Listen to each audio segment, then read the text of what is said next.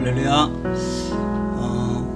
우리 교회 공동체 이야기를 지금 계속하고 있습니다. 교회란 무엇인가에 대해서 이야기를 할 때 이제 계속 반복적으로 나오는 말이 공동체라는 말이죠. 공동체라는 말을 참 많이 쓰는데 공동체라는 말은 이렇게 세상에서도 이렇게 많이 쓰는 말입니다. 그래서 뭔가 어떤 비슷한 가치와 추구하는 것들을 이렇게 가진 사람들, 그리고 이제 어떤 정체성을 가진 사람들끼리 이렇게 뭉친 그런 집단, 또 자기의 이익을 추구하는 그런 집단들도 있죠. 그런 걸 보고 이제 공동체라고 얘기를 하죠. 그런데 뭐 이제 공통의 가치, 그리고 뭐 비슷한 은혜 받은 자라는 그런 정체성을 가진 거는 교회도 비슷합니다. 그래서 이제 교회도 이제 공동체라는 말을 지금 많이 쓰는데, 이제 그 근본적으로 그 공동체를 움직이는 그 근본이 다르죠. 일단 그 세상의 사회에 보통 이런 공동체나 그 이익 집단들은 자기네들이 이익이나 어떤 뭐 추구하는 것들을 위해서 이렇게 뭉쳐진 거지만, 이 교회 공동체는 얘기가 조금 다릅니다. 교회에는 별의별 사람이 다 모이죠. 잘 어울리지도 않는 그런 사람들이 막 모이는 그런 집단이에요. 근데 그 사람들이 한 몸을 이루고 하나가 돼요.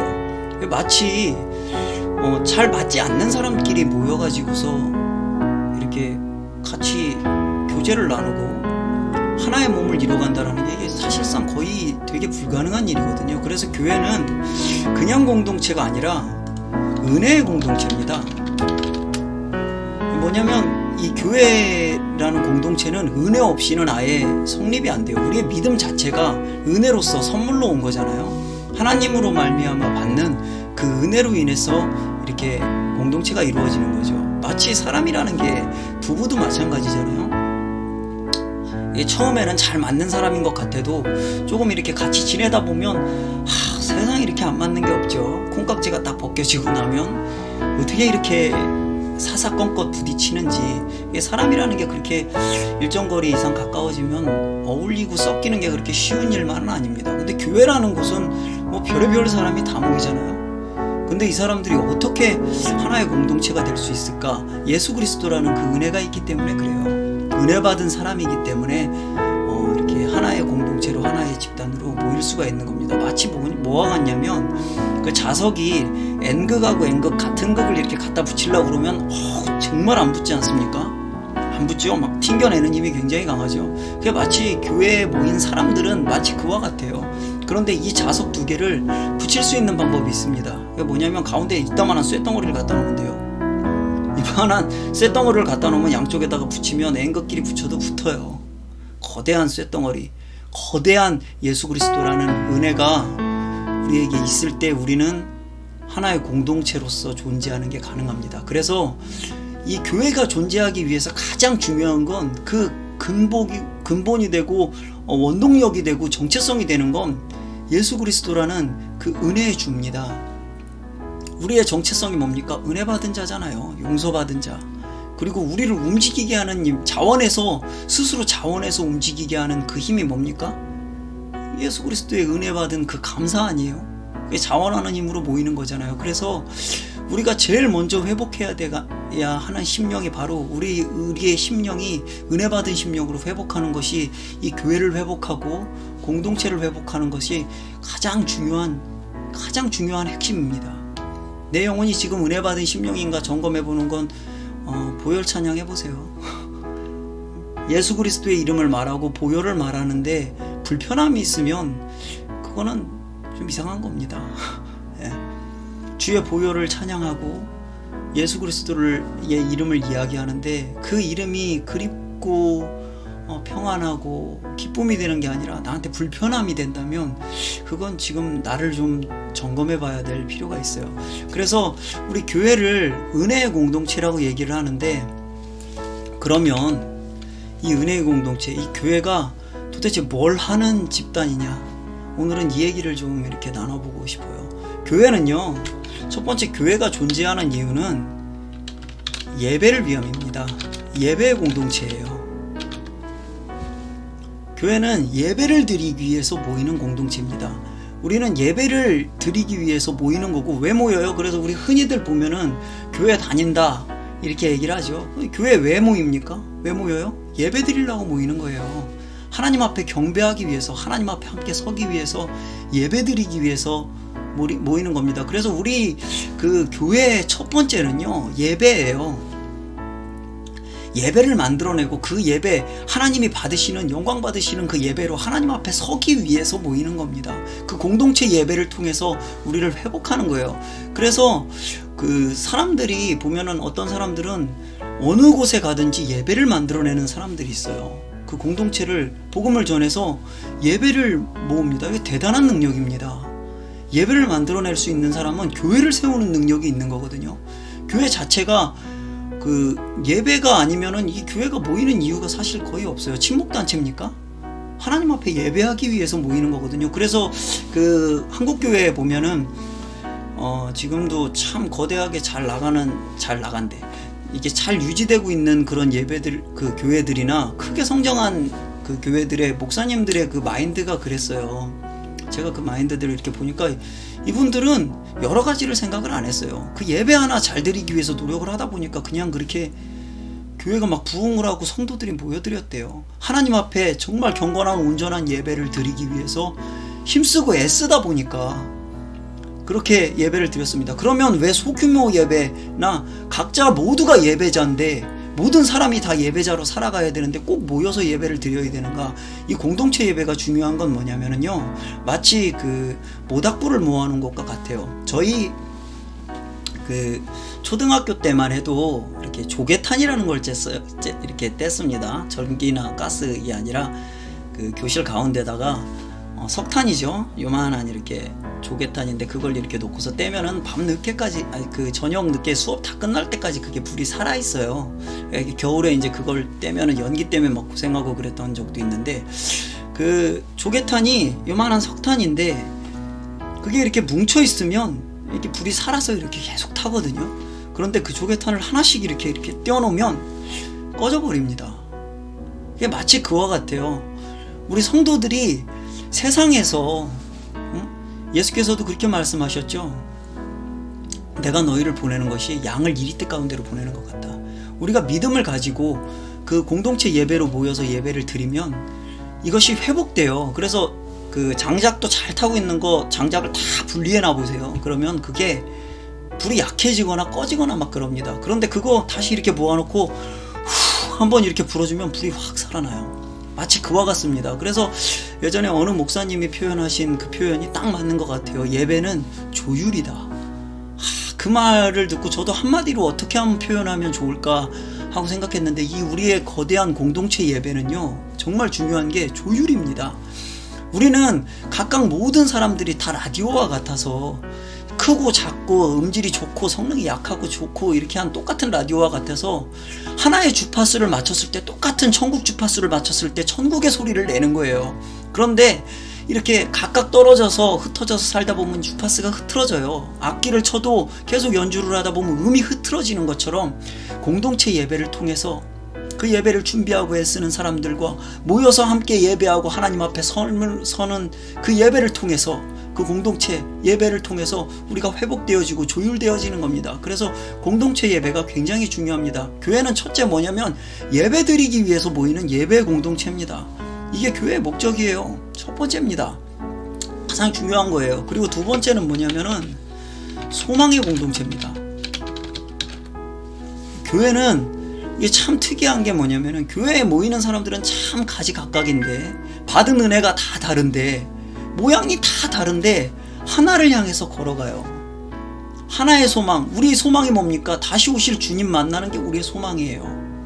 주님 다시 오셨을 때 그 앞에 기쁨으로 서는 게, 주님이 다시 이 땅에 오실 때는 그 앞에 소망을 가진 자들, 믿음을 가진 자들은 주님이 소망으로 기쁨으로 만날 수 있지만, 그렇지 않은 자들에게는 주님은 심판주입니다. 그런데 우리는 다시 오시는 주님, 주 예수여 어서 오시옵소서 하는 이 한 가지 소망을 가지고 동일하게 걸어가는 사람들이에요. 한 가지 목표를 가지고 가기 때문에 이 많은 사람들이 걸어가도 충돌 없이 한 가지 방향을 향해서 걸어갈 수 있습니다. 누구 한 사람을 보고 가는 게 아니에요. 주님을 보고 가는 겁니다. 사람을 보고 가는 게 아닙니다. 주님을 보고 걸어가는 거예요. 주님이 주신 그 말씀, 하나의 소망을 가지고 그 길을 따라서 걸어가는 겁니다. 그렇기 때문에 한 길을 향해서 마치 서로 나누지 않았는데도 동일한 한 성령으로 하나 돼서 하나의 소망을 가지고 걸어가니까 하나의 공동체가 될 수 있는 거예요. 근데 교회 안에서 다툼이 생기는 경우가 뭔지 아십니까? 교회 안에 문제가 생기는 경우가 뭔지 아세요? 세상에서 자기 이루지 못한 욕망을 가지고 교회 안에 와가지고 이뤄보려고 몸부림치는 사람들이 있어요. 그런 사람들이 있습니다. 많이 봤어요. 그런 사람들이 있으면 충돌이 일어납니다. 우리 고속도로에서 보면 고속도로는 굉장히 빨리 달리잖아요. 그런데 같은 방향으로 달리는 차들끼리는 사고가 나도 그렇게 크게 나지 않습니다. 그런데 맞은편에 오는 차하고 부딪히면은 시속 80km만 달리다가 부딪혀도 둘 다 사망할 가능성이 굉장히 높아요.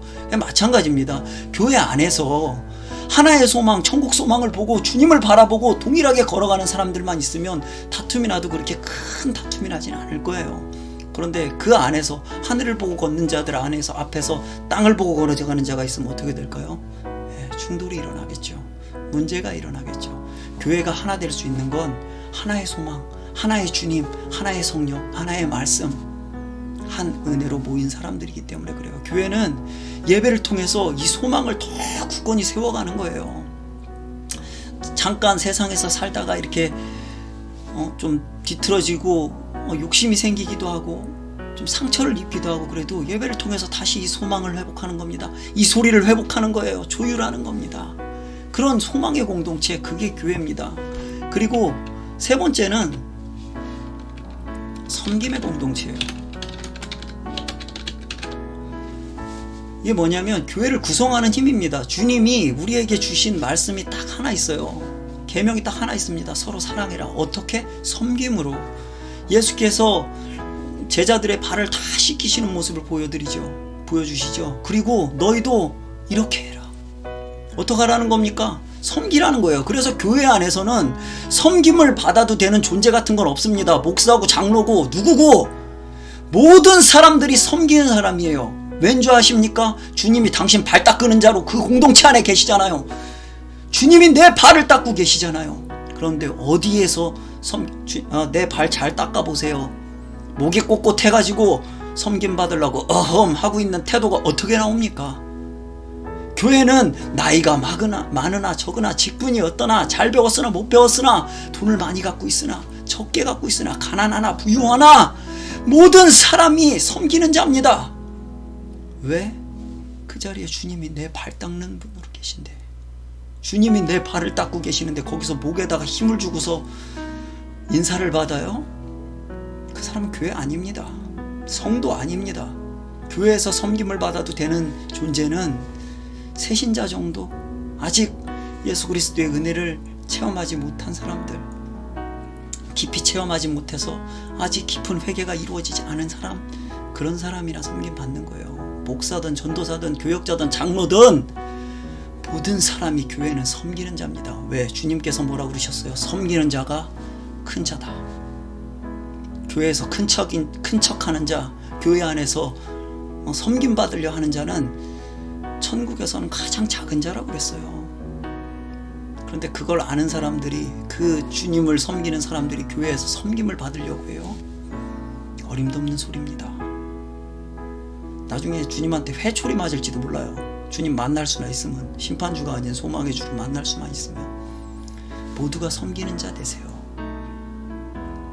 교회는 섬기기 위해서 모이는 겁니다. 주님을 섬기고 성도를 주님처럼 섬기고 옆에 있는 사람을, 저 연약한 자를 사랑하고 섬기는 공동체. 그렇기 때문에 그 섬김이 이제는 교회 안에서뿐만 아니라 그 삶이, 첫날 예배를 드리는 이유가 뭐냐면은 우리는 일주일에 첫날 예배를 드립니다. 왜? 마지막에 그 예배로 끝나는 게 아니에요. 그 예배의 삶이 이제는 그 예배를 통해서 우리를 조율하고 밖에 나가서 아름다운 소리로 하늘의 소리를 연주해야 되니까, 그 은혜를 나타내야 되니까. 그래서 할 수만 있다면 아침에 모여서 다 같이 매일 예배를 드릴 수 있으면 그게 가장 좋습니다. 그게 안 되면 찬양을 통해서 시작하세요. 하나님 앞에 내가 예배 드릴 수 있는 최고의 수단이 뭡니까? 찬양입니다. 기도가 안 돼요? 찬양하세요. 곡조 있는 기도입니다. 그 찬양 자체가 예배입니다. 성경 한 절을 읽으세요. 그 말씀 한 절을 묵상하세요. 그와 같이 하루를 시작하시고, 그와 같이 은혜 가운데서 이 교회를 세워나가는, 내 심령을 하나님의 성전으로 세워갈 수 있는 우리 성도님들 되시길 바랍니다. 그런데 가장 중요한 건 뭐냐면 이 예배가 이루어질 수 있는 것, 이 소망의 공동체가 이루어질 수 있는 것, 내가 이 섬김의 일을 해나갈 수 있는 그 원동력, 그 힘은 무엇인가? 바로 은혜 받은 심령이에요. 그래서 우리가 이 예배의 공동체, 소망의 공동체, 섬김의 공동체를 온전히 세워가기 위해서 우리가 이제 먼저 멈추고 자리에 앉아서 제일 먼저 나를 살펴보고 회복해야 되는 것은 내 심령이 지금 은혜 받고 있는가? 내 심령이 지금 은혜 받은 자의 심령인가? 이것을 점검해 봐야 될 겁니다. 이걸 회복해야 돼요. 오늘 제가 우리 찬양의 배경으로 깔아놓은 이 음악, 하스데반 목사님의 나의 주 나의 하나님이여 하는 찬양입니다. 나의 주 나의 하나님이여, 주 사랑하는 마음을 주께서 아시나이다. 주님, 내가 주님을 사랑하는 내 마음을 주님께서 아십니다 하는 이 고백이, 이 은혜 받은 심령이, 이 믿음의 고백이 우리 각각의 심령들마다 회복될 때 우리의 심령으로부터, 이제는 우리의 모이는 공동체로부터 온전한 교회가, 온전한 예배가, 온전한 하나님의 나라가 우리 가운데에서 이루어질 거라고 믿습니다. 이 심령들을 회복해 가시는 여러분 되시길 바랍니다. 우리 이 시간에 기도하실 때는 내 심령, 은혜 받은 심령으로 회복하게 하옵소서. 우리의 심령, 우리 함께하는 모든 성도들의 심령, 은혜 받은 심령이 회복될 수 있도록 주의 보혈이, 주의 이름이 내 가슴에 사무치는 그 은혜 받은 심령들이 회복될 수 있도록 우리의 심령을 회복하여 주시옵소서. 우리 이와 같이 기도하면서 오늘 이 시간 마치겠습니다. 거룩하신 하나님 아버지, 우리의 심령을 회복하여 주옵소서. 나의 주 나의 하나님이시여, 은혜 받은 우리의 심령을 회복할 수 있도록 우리를 도우시고 있는